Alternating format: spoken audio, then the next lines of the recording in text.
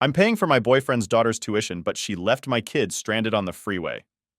It was a typical Wednesday evening at the local community center where our daughters attended dance class. The room buzzed with the latest pop hits, a backdrop to the flurry of leotards and ballet shoes. Amidst the chaos of parents chatting and kids practicing their steps, I first noticed Tom. He was hard to miss, really. Tall, with a friendly smile that seemed permanently etched on his face. He was watching his daughter Sarah, a 17-year-old with the same easy grin. My daughter, Emily, who's 16, had been coming here for years. I'd usually drop her off and head back to pick her up after class, but that day, I decided to stay. I found a spot on the bleachers, right where I got a clear view of the dance floor. I was trying to figure out a problem at work in my head, half watching the dance routines, when Tom sat next to me. "Tough routine they're learning today, huh?" he commented, nodding toward the girls. We struck up a conversation, mostly small talk about our kids and how they were handling school. It turned out we had a lot in common. Both of us were single parents. Me, divorced for 5 years from a man who turned out to be less than reliable, and Tom, a widower who lost his wife to illness 3 years back. There was a kind of ease in talking to him, probably because we both understood the trials of raising a teenager alone. As weeks turned into months, our casual chats became a routine. We'd share coffee after dance class, sometimes even dinner with the kids. I learned that Tom worked in IT and had flexible hours, which allowed him to spend a lot of time with Sarah. Meanwhile, I was juggling my job at a marketing firm with being a mom, which meant lots of late nights and even more takeout dinners. One chilly evening in November, over cups of steaming hot chocolate, Tom brought up the idea of moving in together. "It might be good for the girls," he suggested. "They seem to get along, and it could be easier on us too, financially speaking." I was taken aback at first. It was a big step, but the more I thought about it, the more it made sense. Both our leases were up for renewal, and the girls did seem to enjoy each other's company. At least there were no complaints. Deciding to move in together was one thing. Actually, doing it was another. We spent weeks looking for the right place, somewhere close to both their schools and our jobs. We finally settled on a house that was a bit of a fixer-upper, but spacious, and in a great neighborhood. The move itself was chaotic. Boxes everywhere, furniture that didn't fit, and a never-ending list of things that needed fixing. But it was ours, and it felt like a fresh start. The girls each picked their rooms and were excited about decorating them. Sarah's room quickly filled with posters of her favorite bands and a shelf for all her dance trophies. Emily, on the other hand, chose a quieter setup, with lots of books and a small desk where she could draw. Watching them make their spaces their own, I felt a sense of accomplishment. Maybe this was going to work out after all. Our first dinner together in the new house was a makeshift affair. Pizza on paper plates because the kitchen was still a mess. We sat on the living room floor, laughing and sharing stories about our first disastrous cooking attempts. It was nice, feeling like a family, even if it was a bit unconventional. But as the days turned into weeks, it became clear that blending our families was going to be more challenging than I'd thought. Emily and Sarah were polite to each other, but there was a tension that hadn't been there before. Simple things like whose turn it was to choose the movie or disagreements over chores started to create friction. Living together as a newly blended family had its share of daily ups and downs. While the mornings often started off well enough, with Tom whipping up his famous pancakes and bacon, the evenings were a different story. As the novelty of our new living arrangement began to wear off, the reality set in with all its complexities. Tom was a hands-on dad, always trying to balance fairness with fun. He had this way of turning chores into games, which worked wonders for Sarah, but didn't always click with Emily. My approach was a bit more structured, leaning on routine to keep things running smoothly, especially with my hectic work schedule. These differing styles occasionally clashed, particularly when it came to enforcing house rules. Homework time was often a battleground. Sarah, ever the procrastinator, needed constant nudges to get started, while Emily preferred to dive right in after school. I found myself mediating more than I'd expected, trying to support Tom's more lenient approach while still holding on to my own principles about schoolwork and responsibilities. Dinner times were our attempt at bonding, a moment to come together and share our day's experiences. I tried to keep things light, often encouraging the girls to talk about the good parts of their day. Some evenings it worked beautifully, with laughter and stories filling the air. Other nights you could cut the tension with a knife, especially if the day had included a squabble over something as trivial as what show to watch or whose turn it was to do the dishes. One particular evening stands out when I tried to introduce a new rule: no phones at the dinner table. The idea was to encourage more face-to-face interaction, but it didn't go over well. Sarah thought it was draconian, and even Emily, usually the rule follower, saw it as an overstep. Tom backed me up, but I could tell he was conflicted, wanting to support me but not wanting to upset his daughter. Our weekends were supposed to be our time to relax and enjoy family outings.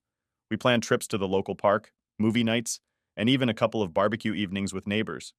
These activities were hit or miss. Sometimes the girls would get along famously, laughing and joking like sisters. Other times they'd barely speak to each other, each sticking to their phone or bringing a friend along as a buffer. Tom and I tried to give them space, not forcing the issue of bonding. We hoped that over time they'd find common ground without our interference. But as weeks turned into months, it seemed the divide only grew deeper. It was during one of our Saturday outings to a local museum that I realized the full extent of the tension. Emily was interested in the art exhibits, lingering over paintings and sculptures, while Sarah rushed through, more interested in the gift shop than the art. The day ended with a petty argument over which restaurant to go to for lunch, each girl insisting on a different place, neither willing to compromise. Despite these challenges, there were moments of genuine connection. I remember a rainy Sunday when the power went out. With no TV or internet, we ended up playing board games by candlelight. It was perhaps one of the few times I saw the girls laughing together, the competitive spirit of the game bringing out a camaraderie that was rare for them. Tom and I exchanged relieved smiles across the game board, hopeful that maybe this was a turning point. As winter approached, the holidays added another layer of complexity. Both girls had traditions they held dear, and Tom and I were determined to honor them all. We blended our holiday decorations, a mix of Emily's love for classic red and green and Sarah's preference for modern silver and blue.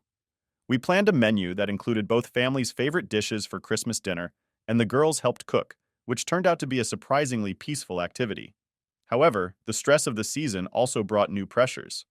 Buying gifts became a contentious issue, with each girl feeling the other was getting favored. I tried to keep things equal, but with Emily noticing every slight discrepancy, it was an uphill battle. The culmination of this tension was on Christmas Eve, when after opening their gifts, an argument broke out over a video game console Tom had bought for them to share. Emily thought it was unfair that it would stay in the living room, Sarah's territory, rather than her room. As the new year rolled in, I reflected on our first few months together. It hadn't been easy, and there were days I questioned our decision to blend our families this way. But then there were moments, fleeting as they were, where it felt like everything might just work out. These moments were what I clung to during the tougher times. I knew that if this family experiment was going to succeed, it would require patience, a lot of deep breaths, and probably a few more board games by candlelight. As I looked at Tom, who was always ready with a hopeful smile, I felt a resolve to keep trying. After all, family isn't just about the good times. It's about working through the tough ones together, too. The K-pop concert was supposed to be a breakthrough, a chance for the girls to bond over something they both loved. It had been Emily's idea originally. She'd been a fan for years. And when Sarah expressed a passing interest in one of the bands, Emily jumped at the opportunity to share something with her stepsister. The excitement started building weeks in advance. The girls spent evenings scrolling through music videos and band interviews, deciding on outfits that matched the band's style. I watched them from the kitchen, quietly hopeful as they laughed together, debating which songs the band would play. Tom was just as optimistic, glad to see a genuine connection forming. The day of the concert, they were buzzing with energy. Sarah had just gotten her driver's license, and Tom, thinking it a good step toward responsibility, suggested she drive them to the venue. I was nervous about it, but he assured me it would be fine. "It's only half an hour away, and it's a straight shot on the highway," he reasoned. After some back and forth, I agreed, handing over the keys to my car with a stern reminder about safety. They left mid-afternoon, a flurry of giggles and excitement. Tom and I waved them off from the driveway, then retreated inside, both of us feeling a mix of relief and apprehension. The house was unusually quiet without them, and we found ourselves on the couch, pretending to watch a movie while actually checking our phones every few minutes for updates. Around 6 p.m., my phone rang, shattering the quiet. Emily's name flashed on the screen, and my heart sank a bit. Why would she be calling now unless something was wrong? I answered quickly, my voice tight with worry. "Mom, you need to come get us," Emily said, her voice trembling. She was trying to stay calm, but the panic was evident. "What happened? Are you both okay?" I asked, standing up from the couch, already reaching for my keys. "We're okay, but Sarah left with her friend. They just drove off and left us here," she explained, her words rushed. They had stopped at a restaurant on the highway for a quick bite before the concert, and after a disagreement about waiting times and concert start times, Sarah decided not to wait for Emily and her friend. I was furious and scared all at once. Stranded on a highway restaurant miles from home, anything could have happened. Tom overheard the conversation and his face darkened. "I'll call her now," he said, his tone sharp with anger. While he tried to reach Sarah, I organized an Uber to pick the girls up. The wait was agonizing, and it took all my self-control not to drive out there myself. Tom's conversation with Sarah was brief and heated. When he hung up, his expression was grim. "She's on her way to the concert, says it was a misunderstanding," he relayed, clearly trying to keep his composure. "A misunderstanding? She left them stranded, Tom. That's not just a misunderstanding," I snapped, the fear for my daughter turning quickly into anger. I was beyond frustrated when I found out what my stepdaughter did. My daughter was stranded because of her, and that was not something I could just let slide. So I called my stepdaughter to figure out what the hell was going on. When I finally got a hold of her, I didn't expect the conversation to go perfectly, but I didn't expect her to hang up on me either. It wasn't just rude, it felt like a slap in the face after everything I've tried to do to build a relationship with her. After she hung up, I was fuming. I mean, who does that? I needed to talk to her to explain how serious what she did was, and she just dismissed me like I was nothing. When I told my fiancé what happened, I thought he'd be on my side, especially since he's the one who always talks about how important it is for us to be on the same page when it comes to parenting. But instead, he was mad at me for what he called overstepping my boundaries. According to him, I was out of line for trying to parent his daughter, and that's why she reacted the way she did. He did end up grounding her, which, to be honest, didn't feel like enough. Grounding is fine for when a kid messes up at school or something, but this felt way more serious. My daughter could have been in real danger because of her actions, and a few days without her phone just didn't seem like it matched the seriousness of the situation. But when I tried to talk to my fiancé about it, he didn't agree. He kept saying things like, "She's just a kid," and "kids do dumb stuff," as if that somehow made it okay. I tried to explain that while kids do make mistakes, they also need to learn from them, especially when those mistakes put someone else at risk. But he wasn't having it. He seemed more focused on making sure his daughter didn't feel too bad than on teaching her a lesson about responsibility. It really felt like he was downplaying what happened, and I couldn't just sit back and let that slide. That's when I decided that I wasn't going to keep paying for my stepdaughter's dance classes. I've been covering those costs for a while now because my fiancé's work hours have been cut and his ex doesn't pitch in financially. But after what happened, I told him that I wasn't going to keep paying unless they both started taking the situation more seriously. I didn't feel like I was being unreasonable. I just wanted them to understand that actions have consequences, and that letting her off easy wasn't going to help anyone in the long run. Of course, my fiancé didn't see it that way. He said I was being too harsh, that taking away something she loves wasn't fair, and that I was making a bigger deal out of this than it needed to be. His ex even got involved, telling me that I couldn't take away dance just because her daughter behaved like a teenager. She accused me of overreacting, and said that I was punishing her daughter for something that all kids do. It's like no one else could see how serious this was. They both tried to guilt trip me, saying that without my financial help, their daughter wouldn't be able to continue with dance, and that it would break her heart. They even pointed out that they can't afford it on their own, and now they're struggling to pay for her school too, since my fiancé's hours have been cut for almost a year now. I get that things are tight, but I'm not about to reward bad behavior by just going along with things like nothing happened. But here's the thing, I don't think it's cruel to expect some level of accountability. It's not like I'm saying she can never dance again, just that she needs to understand the severity of what she did before she goes back to something she loves. Right now, it feels like they're all just brushing this off, and I'm the only one who's seeing how serious this could have been. My daughter's safety was put at risk, and that's not something I can just ignore. My fiancé keeps saying that grounding her is enough, and that I need to back off and let him handle it. But I'm not sure he's handling it at all. If grounding her was actually teaching her something, maybe I'd feel differently. But right now it just seems like a slap on the wrist. And the more they argue with me about this, the more I feel like they're missing the point entirely. So now I'm stuck in this awkward position where I feel like the bad guy. His ex is mad at me, my fiancé is frustrated, and my stepdaughter probably hates me right now. But I'm standing my ground because I don't want to send the message that what she did is okay. If that makes me the asshole, then so be it. But I'd rather be the asshole who stood up for my daughter's safety than the one who just let this all slide. What really bothers me is that this is making me question everything. Am I being too harsh? Should I just let this go? Or am I right to want some real consequences for what happened? It's hard to know where the line is sometimes, especially when you're not the biological parent. But I can't shake the feeling that if we don't address this now, it's just going to lead to bigger problems down the road. I want to be supportive of my fiancé and his daughter, but not at the expense of my own daughter's well-being. And right now, it feels like they're asking me to choose between standing up for what I believe is right and keeping the peace in our family. It's a tough spot to be in, and I'm not sure what the best move is. But one thing I do know is that I can't just pretend like everything is fine when it's not. Update 1. So I just found out some more information that kind of adds a new layer to this whole mess. Turns out part of the reason this situation even happened is because my daughter's friend is the ex-girlfriend of my stepdaughter's friend's current boyfriend. Yeah, it's as complicated as it sounds, and apparently there's been some drama and tension between them because of that. I guess there's been some quarreling and high school drama going on, and that might have fueled what my stepdaughter did. But honestly, I'm not sure if that really changes anything for me. Like, I get that teenagers can get caught up in their feelings and act out, but I still can't shake the feeling that what my stepdaughter did was completely out of line. Here's the thing. Even if there was drama, and even if my stepdaughter felt like she needed to take her friend's side or whatever, it doesn't justify putting my daughter in a potentially dangerous situation. I mean, that's what this all boils down to for me. We're not just talking about some petty argument or a bit of name-calling. We're talking about a decision that could have had real consequences. And that's why I'm still so upset. I've been going over this in my head since I found out, trying to figure out if maybe I'm being too harsh or if I'm missing something here. But the more I think about it, the more I feel like my stepdaughter needs to understand that what she did wasn't just teenage stuff. It was irresponsible and reckless. And if we just brush it off as normal high school drama, what kind of message does that send?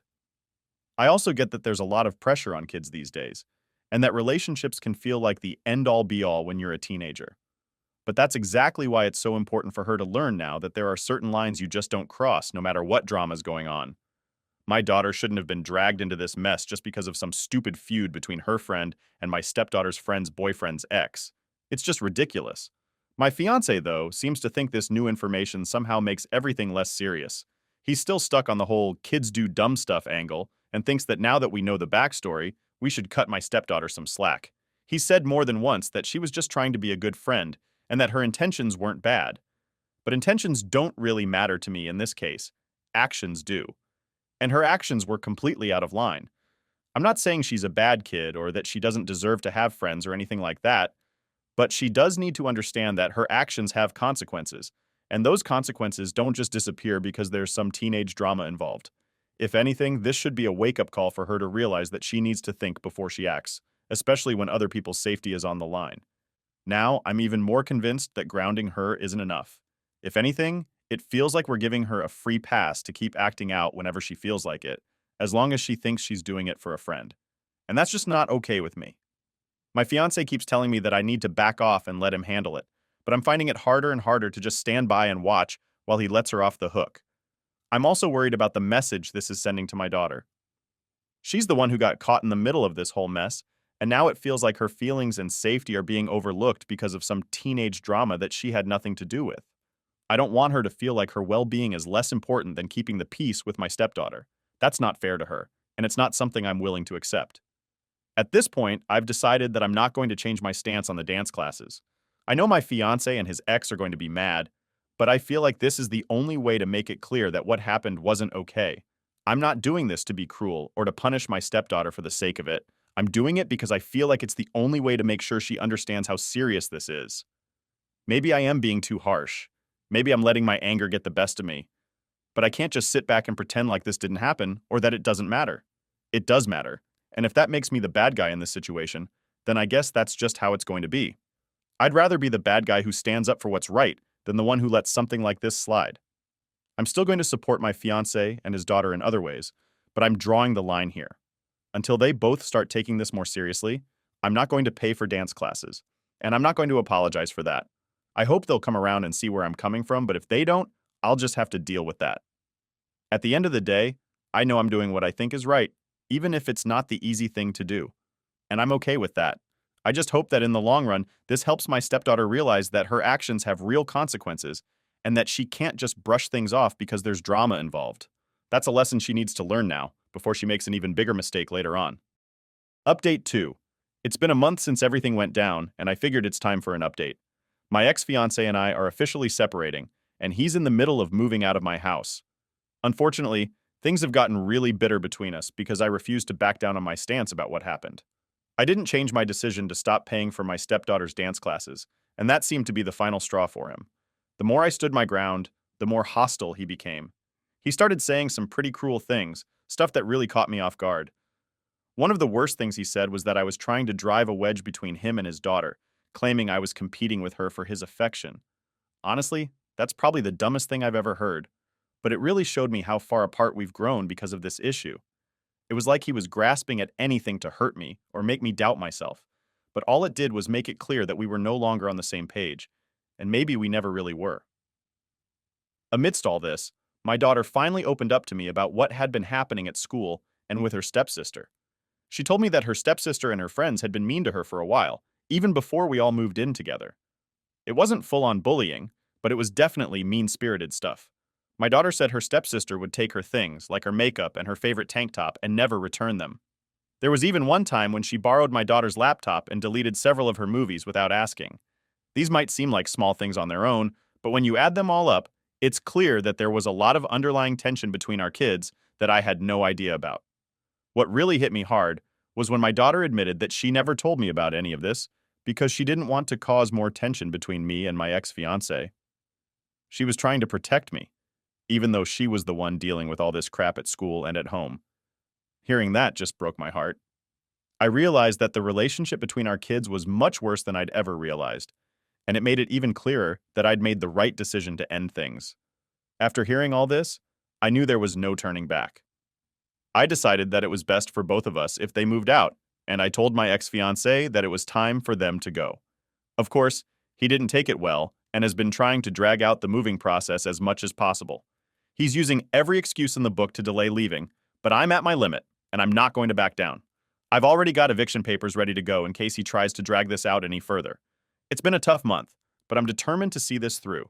I have to say, despite how difficult this has been, I'm relieved that I stood my ground. My daughter is my top priority, and I can't and won't tolerate anyone mistreating her, especially not in her own home. This whole situation has been eye-opening for me. I'm sad that things had to end this way, but at the same time, I know it's for the best. I'd rather be single and have a peaceful, happy home for my daughter than stay in a toxic situation that's only going to get worse. There are moments when I feel a bit of guilt creeping in, wondering if I could have handled things differently, but then I remind myself why I made these decisions in the first place. My daughter deserves to feel safe and respected in her own home, and she shouldn't have to put up with being treated badly by anyone, let alone her stepsister. And honestly, I deserve better too. I deserve a partner who respects my decisions and doesn't try to undermine me or turn things around to make me feel like I'm in the wrong for standing up for my kid.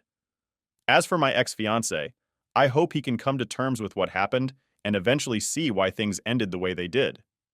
Maybe one day he'll understand that this wasn't about driving a wedge between him and his daughter or competing for his affection. It was about setting boundaries and standing up for what's right. But whether he gets that or not, I'm moving on and focusing on creating a better environment for my daughter and me.